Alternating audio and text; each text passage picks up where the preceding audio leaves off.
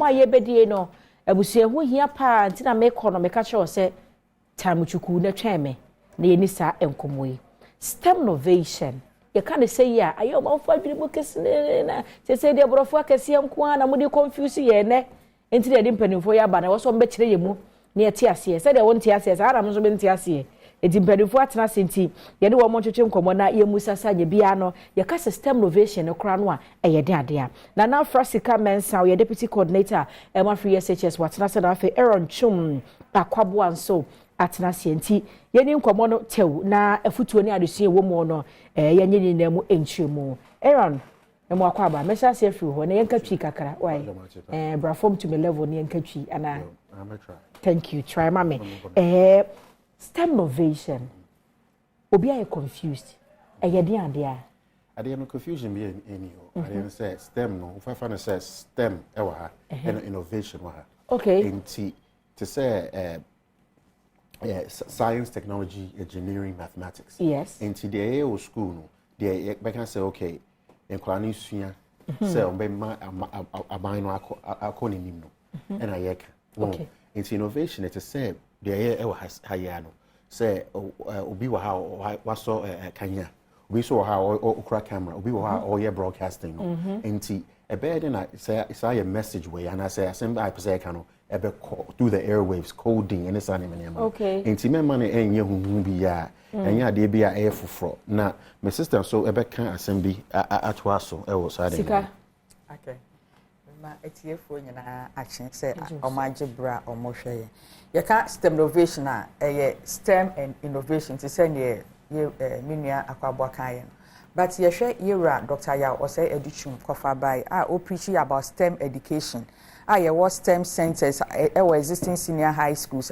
sign newly STEM schools across the country what the STEM education by educating amount for on STEM person nipa bebre ekọ enim ewo adesua mu ansa na obekọ enim wo adesua mu it is a fa STEM education no very serious yes nti yen so ye hwe ye no na ye hwe de wa ye ra Dr. Ya o say educhum eka about STEM no na yen so as a secretariat ye need a hard working team say ye work competition which is full of theory based competition nti say ye ra educhum the STEM education aba yen so identity na yen fra innovation no enfra nka STEM no ho na yen ma na nye competition na yen ma school form kora no enye den enye nti ye mo 3 teams no mo ankasa develop projects enye just an ordinary project but project a solve societal problems and challenges. Yes, wow. Please. And today says ana contest na tie. Mu nyina mo de mo ho aba ba tie yibi agina ho. And ya ma mu dwumadie say this is the task. Enti the more executing na enhwe. Okay. Me pesa ya kana sa. E say ya ma task o. Ya ma team. Enti for example, be say urban gardening. And so urban gardening to say you foam wow. Small space. Exactly. To self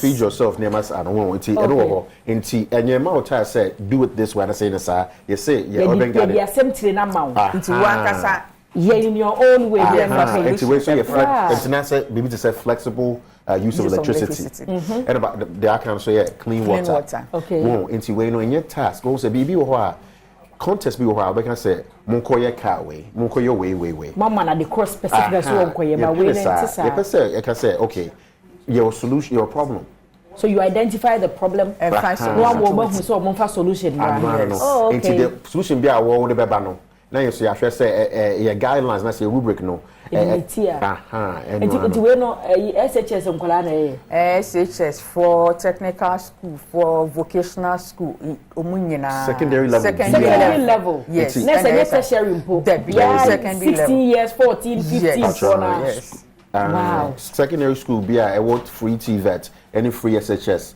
qualified until last year started first year no 98 almost 100 schools.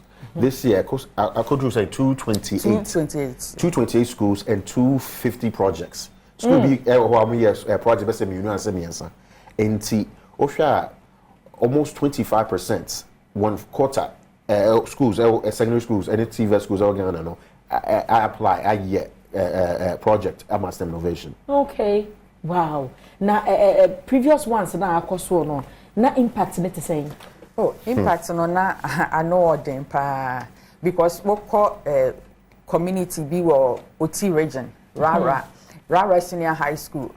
Your momu team last year. Into Rara for identify said teachers, any nurses, and accepted postings to some of the communities OT region. Into Grana share no say any identity na ye fast solar, any kania, emma communities. Na ye say ye the teachers, any nurses for koha, umbepa ye jumana.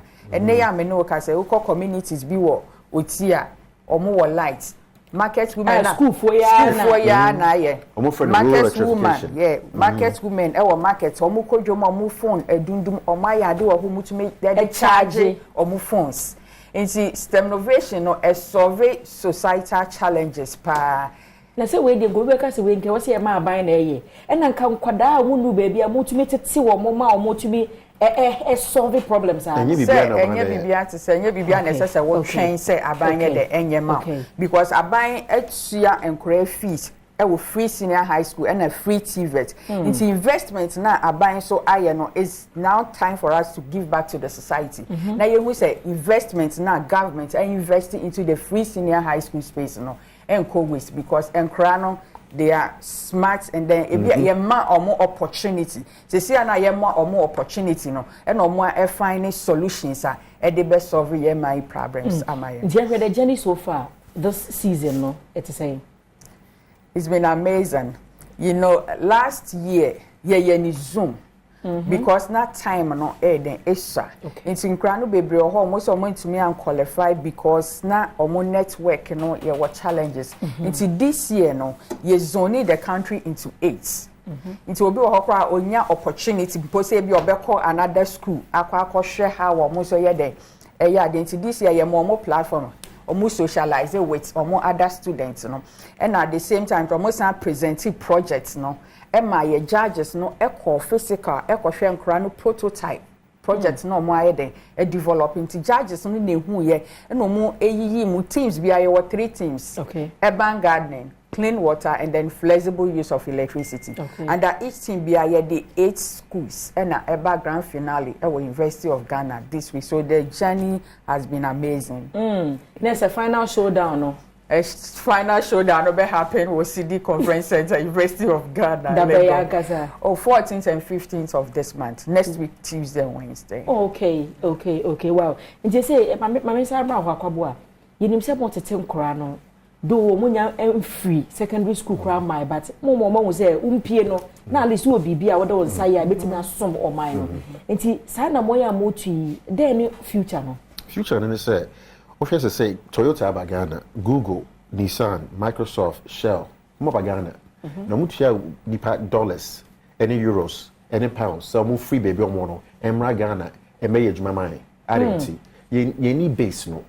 Won't say okwa fit for 18 to 30. You need base of high level workers. And I don't mean say will be a secondary school keke. Will be a tertiary equivalency and also be a wako technical school and I say TVET cry which me I said you man ordinary sabe and I said obey coding any the account you need sa base no it's Google be here be nipa be say 50,000 abra base say you say near 25,000 into a be boy cat in the long run because Ghana for how say yenya but only sa skill no and you should be to say national security electrification account in the next 10 to 15 years Ghana be a nuclear country will probably be the first black African country with nuclear reactors and he said there conference US for by a conference last week Russia for say nuclear power in Ghana. Now why na be reactor no? Why na be stage man no? And BBC no there's 100,000 jobs in the next 15 years in the nuclear industry alone. There's hundreds of thousands of jobs. Will be to say automotive. na say nkwa no almost start in there that ben na omesu tunya ade no e be nya 15 years no tina mo fra se ne ya be bi wo no na you readily available workers for say ade no kra no yes sign e call from kra saying secondary you be call primary because your partner organization G Step you know so a program JSS nti ya secondary JSS wo e be call primary kra nti na akola no so we 6 years now unim say me dey engineer we 7 years unim say me so me astronaut na bisa nti by the time so be 18 20 30 no na when you adwuma no and yes say kra kun adwuma okay yeah da mo sepa ebusu na say STEM Novation ho enkomo en ye die no ye chance adwuma na ya ma wankasa ye bi a solve problem no. It's more like a contest. Baby, I see no next week. Let's say final showdown. No, so in fact, you know, I be the chain every baby. Back we see woman so be in kind woman no. I check the be show moon cram or my baby breeding. No, you be in your home command. And now first come and say, no, deputy coordinator, my free SHS. What now say na for Aaron Chum Akwabu and so on also a buy. Me that must say. Me say that me want to say come